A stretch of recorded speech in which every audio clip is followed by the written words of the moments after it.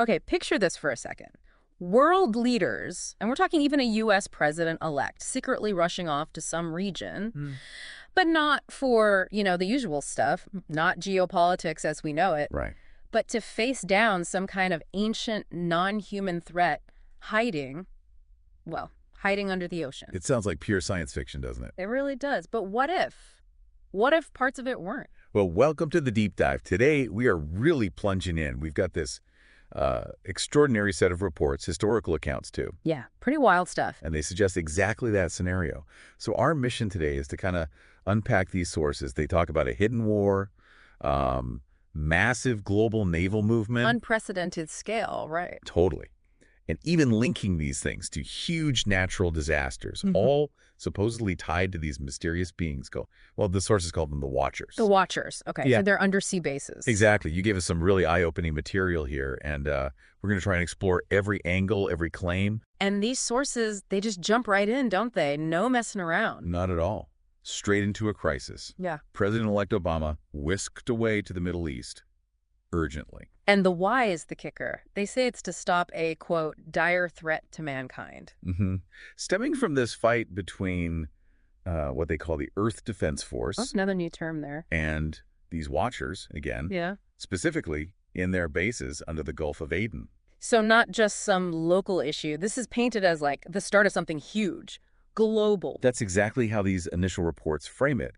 And the Gulf of Aden itself, they give it this almost mythical status. Yeah, you mentioned they call it the place the ancients knew as the Garden of Eden. Right, which adds this whole other layer to it, doesn't it? Yeah. But the really astonishing part, according to these documents, this naval assembly, The biggest ever, supposedly. the largest global naval force in history, that's the quote used. And the list of countries is, well, it's something else. It really is. You've got the U.S., okay, but then Iran, China, Russia, Germany. Switzerland. I saw Switzerland on the list. Switzerland, the EU, India, Yeah. it goes on.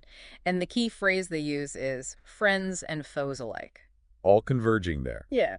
which just doesn't happen normally. Exactly. And this is where the sources really make a sharp turn from, the public story. Okay, how so? The material flat out states this whole massive fleet is operating under what these reports state is the cover story of protecting the shipping lanes from the U.S.-backed pirates operating out of Somalia. Ah, the Somali pirates. That was the public reason at the time, wasn't it? It was. So these sources are drawing this stark line. Public reason versus this hidden, almost existential agenda. Okay, so this huge force gathers in secret, Right. supposedly. But it's not just waiting around. No, according to these reports, things have already picked off. Hostilities have begun. How? What happened? They claim massive cuts by the Watchers to the many undersea communication cables. The ones on the seabed there. Oh, wow. Taking out communications. Yeah. Apparently, isolating large parts of the Middle East and the subcontinent.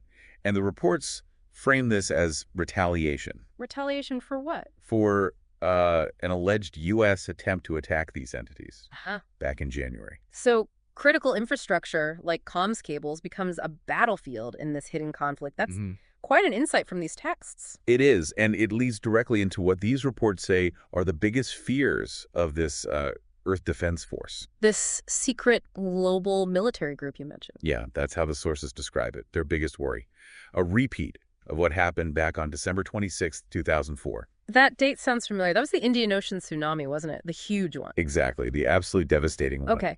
But how could that be connected? That was a natural disaster. Earthquake. Well, this is where the claims get Yeah. truly staggering.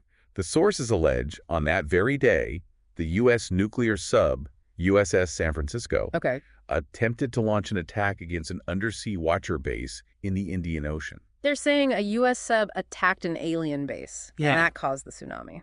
The alleged retaliation is, well, it's almost unimaginable.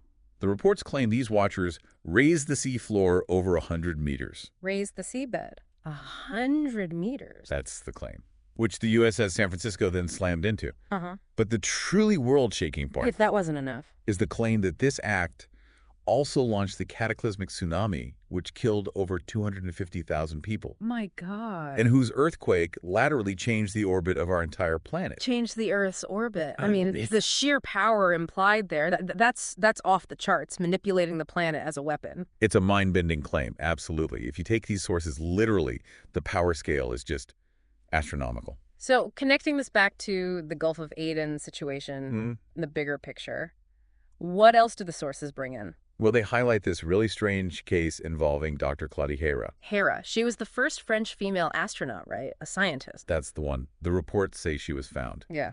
Well, she had to be forcefully restrained after screaming, "Earth must be warned." Warned about what? It doesn't explicitly say warned about what, but right after that, she reportedly fell into a coma. Yeah. An overdose of sleeping pills, maybe a suicide attempt. That's awful. But how does it connect? Is there a clue? There is. According to these sources, as she collapsed, she was clutching a very specific book. Okay. Which one? Uninvited Visitors. A biologist looks at UFOs. Huh. Okay, that's specific. And that book leads us, according to these same reports, to a man named Yvonne Terran Sanderson. Sanderson. Any relation to the book author? No, but the sources identify Sanderson as a former British naval intelligence officer from World War II, and they call him Let me guess. Something to do with the Watchers. the foremost authority on the undersea bases of the Watchers. That's the term again, these ancient advanced non-humans supposedly deep within the Earth. So Sanderson knew about this stuff. Apparently he wrote a book called Invisible Residents, The Reality of Underwater UFOs. And get this, Yeah. the sources claim that Russian intelligence experts still consider Sanderson's book the most definitive book on this phenomena. Wow. So if these reports are right, there's been this deep hidden knowledge about these Watchers and their bases for decades, held by intelligence agencies. That's certainly the implication, Yeah. a long-standing, very quiet understanding. And now things are escalating. That's what the Gulf of Aden situation suggests. Exactly. The reports talk about a much graver crisis now. They claim world leaders are actually preparing for massive war actions. War actions. Where? In 2 of the 4 known areas on our planet that supposedly have land access to the Watchers' vast network of underground tunnels. Underground tunnels, linking to these undersea bases. That seems to be the idea presented. Okay, so if this massive hidden conflict is heating up, does it spill over? Does it affect things we do see? Well, this is another potential insight from these sources. They point directly at contemporary geopolitical tensions, Look what? specifically mentioning the Israelis prepared to launch an assault upon the Palestinians in the Gaza, and also Pakistan reported to be moving thousands of their military forces to the borders of India. Wait, they're linking Gaza and the India-Pakistan border tensions to this? To this hidden war? It's an audacious claim, definitely. The sources seem to suggest that these human conflicts, or at least their timing or intensity, might actually be symptoms, surface ripples from this deeper subterranean struggle. That completely reframes those conflicts, doesn't it? If true.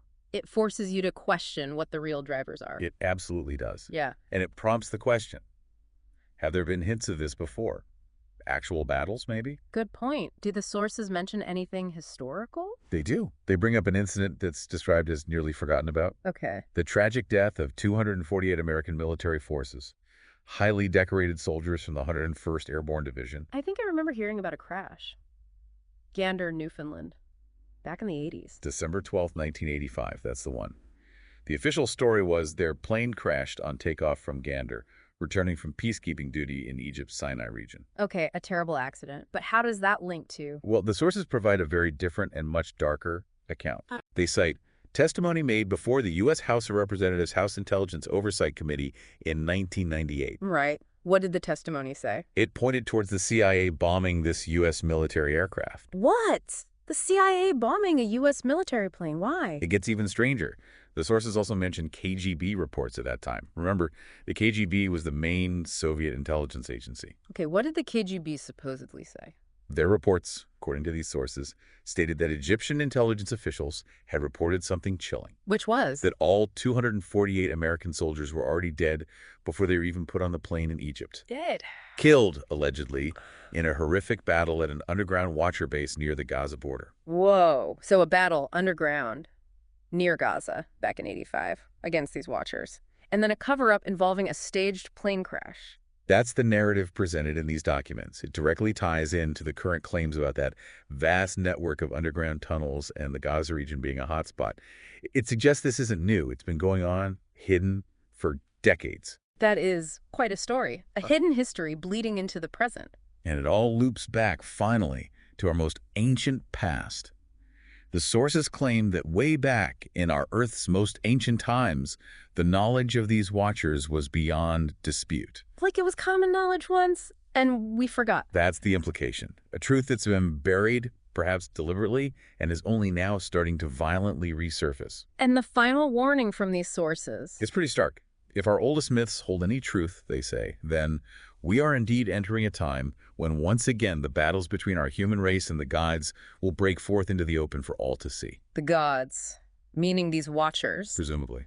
It's a really provocative thought to leave us with, isn't it? It really is. Okay, so let's recap for a second. We've gone through these accounts, these sources, that suggest this secret ongoing war. Yeah, a hidden conflict with these unseen, powerful, non-human entities. Involving world leaders, huge military forces from across the globe, even connected to things like the 2004 tsunami. And undersea cable cuts.